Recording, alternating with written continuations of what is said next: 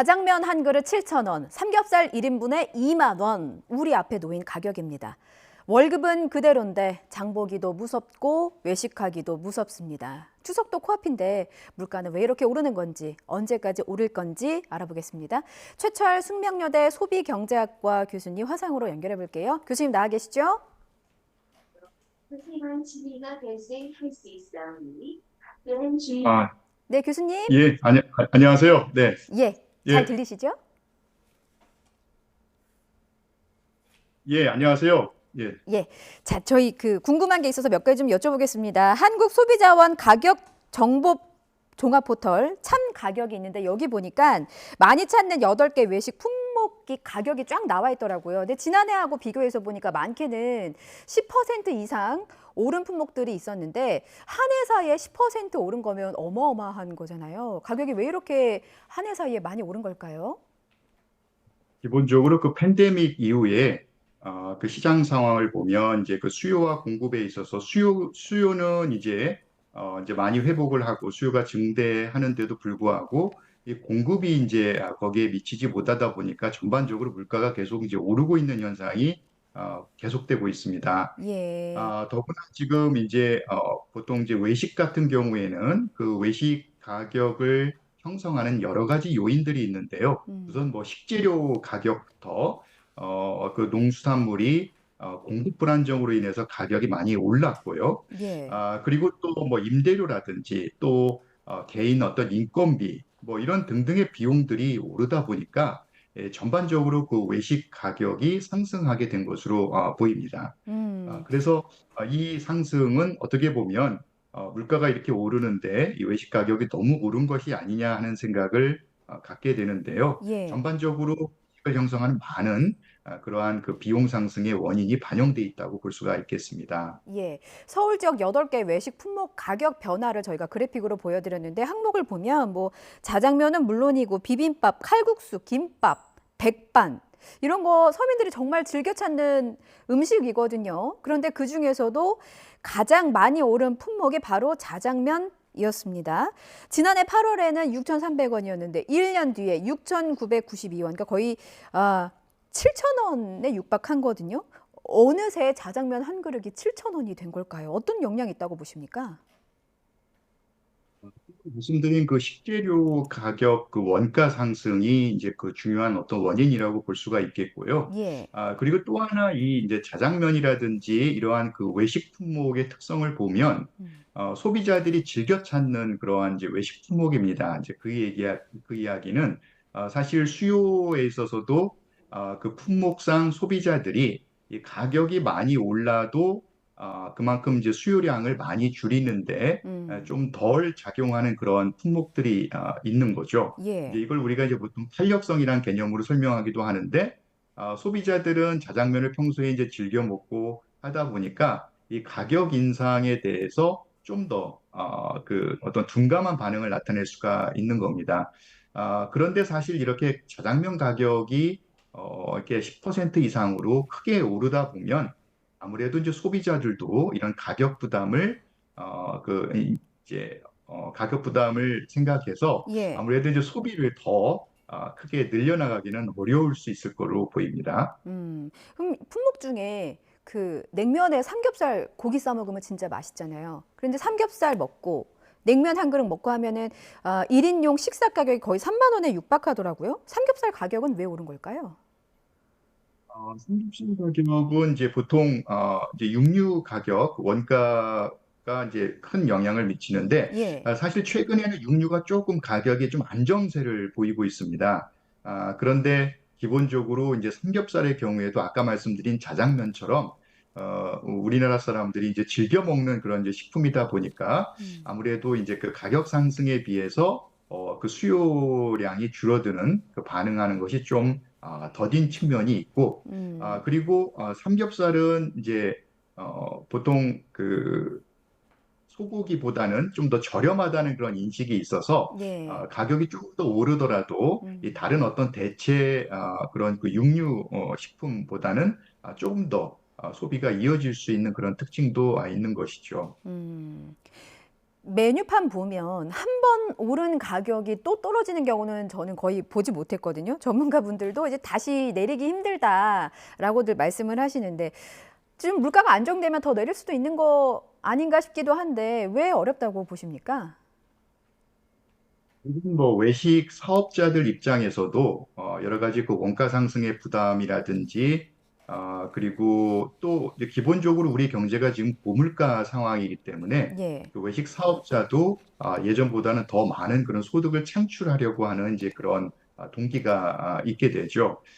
그리고 보통 이제 가격은 이렇게 경직성을 보이는데 가격의 경직성의 원인은 사실 여러 가지지만 일단 이렇게 원가 상승으로 인해서 이 가격의 상승이 고착화가 되면 예. 사실은 뭐 소비자들이나 또는 뭐 공급자들이나 지난번에 그렇게 올랐던 그 가격선에서 계속 그렇게 어떤 뭐 이제 거래를 하게 되고 그리고 이제 어떤 원가가 많이 내려간다든지 아니면 이제 가격이 내려갈 그 요인이 정말 상당히 큰 어떤 그런 영향 요인으로서 작용을 하게 되면 음. 그때 조금은 뭐 이제 올라가는 것이 좀 주춤할 수는 있어도 예. 기본적으로 가격 자체가 그 전보다 내려가는 것은 상당히 좀 드물게 보이는 거죠. 네. 예.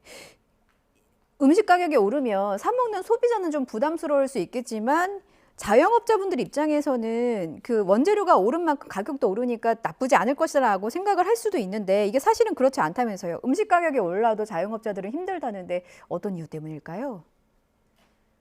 아무래도 이제 그 가격이 오르면 이게 이제 그 수요량이 줄어들기 때문에 예. 사실은 가격이 높아서 매출액이 올라갈 수 있지만 사실 매출액은 이 가격에서 얼만큼 팔았냐 하는 것이 또 중요하기 때문에 실제로 수요량이 감소함에 따라서 많이 매출을 못하게 되죠. 예. 그러면 전반적으로 매출액이라는 것이 가격 인상에도 불구하고 매출액이 크게 올라가지 않을 수도 있는 것이거든요. 음. 그럼 오히려 가격이 많이 올랐을 때 이때 소비자들이 상당히 이제 그 수요량을 줄이게 되면 예. 그러니까 소비자들이 높은 가격을 보고 지갑을 열지 않는다는 말이네요. 일명 그 소비 심리가 얼어붙었다라고 표현을 할 수 있는 거죠? 그렇죠. 그 소비자들이 이제 가격 부담을 생각해서 이제 소비를 줄이게 되면 사실 이런 그 외식 사업자들 입장에서도 매출액이 전보다 더 확대되기보다는 오히려 예. 좀 더 축소될 수도 있는 것이죠. 음. 이거 하나 질문 드리고 싶었습니다. 추경호 경제부총리가 추석을 앞두고 마트를 방문해서 물가 동향을 점검하기도 했거든요. 큰 틀에서 보면 추석 장바구니 물가가 전반적으로 안정된 모습을 보이는 것 같다라는 발언이 나왔습니다. 큰 틀에서 안정됐다는 말은 어떤 내용입니까? 어떤 뜻입니까? 보통 이제 그 추석 명절을 앞두고 그 성수 품목들이 있습니다. 뭐 예, 대체로 그 뭐 수산물, 그다음에 그 농축수산물, 뭐 육류, 그리고 뭐 과일 뭐 등등 이런 품목들인데요.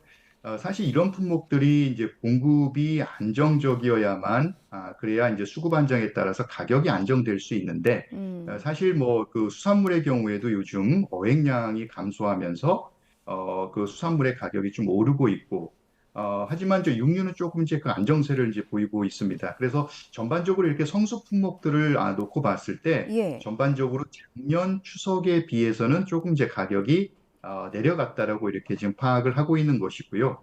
그럼에도 불구하고 이제 품목별로 좀 이제 가격이 오른 것들이 있기 때문에 사실 소비자들의 입장에서는 가격이 내린 거에 대해서 체감하는 것보다는 여전히 물가가 비싼 것을 더 크게 인식하고 받아들이는 경향이 있기 때문에 아무래도 소비자가 체감하기에는 여전히 좀 물가가 부담스럽고 비싸다 이런 인식을 많이 가지고 있을 것으로 생각합니다. 예. 정부가 물가 안정시킨다고 비축 물량 풀고 있는데 말씀하신 것처럼 소비자가 체감하는 물가는 그렇게 낮지 않거든요.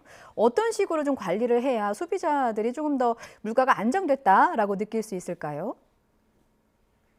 기본적으로 이제 물가 안정에 관한 법률도 있고 정부는 그 서민들뿐만 아니라 우리 경제의 어떤 그이 안정된 그 시장과 그런 경제를 위해서 이제 물가 안정에 이제 총력을 기울이고 있죠. 예. 특히 이제 추석과 같이 뭐 이런 수요가 이제 급격히 증가하는 그런 시기에 더 물가 대책을 마련하는 모습을 보이는데요. 예, 사실 이제 이런 것 중에 가장 기본적으로 수급을 조정해야 되기 때문에 정부가 비축하고 있는 그런 물량을 좀 더 많이 뭐 출고하도록 한다든지, 예, 그리고 또 가격 할인 같은 것을 지금 하고 있죠. 예, 지금 한 670억 원 예산을 들여서 그 추석 성수품에 대해서 예를 들어서 이제 뭐 전통시장에서 산다든지 이런 어떤 특별한 그 추석 상품의 그 가격을 좀 할인해주는 이제 그런 음, 정책을 하고 있는데 어떻게 보면 이런 정책을 하지 않는 거에 비해서는 상당히 가격 안정에 도움이 될 것이라고는 봅니다. 예, 하지만 이제 제가 생각하는 한 가지는 전반적으로 팬데믹 이후에 고물가에 지금 우리 경제가 어려운 상황이거든요. 예, 그렇기 때문에 정부가 이런 어떤 추석이라든지 설, 명절 어떤 특별한 시기만이 아니라 음, 좀 전반적으로 서민들에게 영향을 줄 수 있는 그런 어떤 품목들의 가격 안정에 좀 음, 더 세심한 주의를 기울였으면 좋겠습니다. 예. 명절을 앞두고는 항상 물가가 들썩였었고 올해도 어김없이 그런 것 같습니다. 뭐 정부가 고속도로 통행료 면제도 추진할 계획이라고 하니까 좀 서민 지갑 사정에 조금이나마 도움이 됐으면 좋겠고요. 궁금한 건 추석 이후입니다. 뭐 국제유가도 지금 계속해서 오르고 있고요. 전기 가스 요금을 올릴 수밖에 없다라는 이제 기사들도 계속 전해지고 있고 하반기 경제 전망이 좀 어두운 것 같아서요. 혹시 그 중에서도 좀 긍정적으로 찾아볼 수 있는 요인이 있을지 추석 이후의 물가는 어떻게 전망하시는지 좀 들어보겠습니다. 지금 이제 그 소비자 물가 지수 발표되는 걸 보면 이제 한 2%대로 그 전년 동월 대비 상승률이 좀 주춤했다가 예, 최근 8월에 보면 이제 다시 3.4%로 좀 올라갔습니다. 물론 이제 사실은 이제 이런 그 추석이 끼어 있는 3분기의 경우는 다른 그 분기에 비해서 약 한 25% 정도 더 그 소비 지출을 많이 하게 되는데요. 예, 사실 이렇게 좀 계절적인 영향이 있어서 어떻게 보면 이제 수요가 증가하고 또 물가도 좀 더 올라가는 그런 측면이 있을 겁니다. 예, 하지만 이제 올해 그 전반적인 물가를 보면 아직은 정부가 목표로 하는 그런 2%대에는 이르기는 좀 어렵지 않겠는가 하는 그런 전망을 저는 좀 해보고요. 그래도 이렇게 오랫동안 다각적인 노력을 하고 있기 때문에 아무래도 우리 경제가 내년에는 좀 회복을 할 수 있다는 그런 가능성, 그리고 소비자들의 어떤 그 심리, 그 소비자 동향 지수에서도 이런 소비자 심리 지수 같은 것도 조금씩 개선되는 모습들이 보이고 있기 때문에 여기에 좀 더 이제 긍정적인 그런 뭐 신호를 한번 생각을 해보고요. 그리고 이제 또 한 가지는 이제 유가가 지금 불안정해서 계속 지금 국제 유가가 오름세가 있기 때문에 예, 우리 경제가 전반적으로 이 국제 유가 때문에 좀 그 어려움을 겪지 않겠는가 하는 이제 그런 생각이 있습니다. 아무래도 그래서 정부는 이제 그 유류세 인하라든지 이런 뭐 지원 대책을 지금 뭐 발표를 하고 시행을 하고 있는데 예, 지금 발표하기로는 이것을 또 연장해야 될지를 좀 고민하고 있다고 해요. 그래서 아마 정부가 이런 추석 시즌뿐만이 아니라 전반적으로 우리 경제의 이 물가에 대해서는 좀 더 그 총력을 기울였으면 하는 바람입니다. 예. 알겠습니다. 저도 시청자 여러분께 하루빨리 좀 물가가 안정됐다라는 소식을 전할 수 있었으면 좋겠네요. 지금까지 최철 숙명여대 소비경제학과 교수였습니다. 교수님 오늘 말씀 잘 들었습니다. 감사합니다.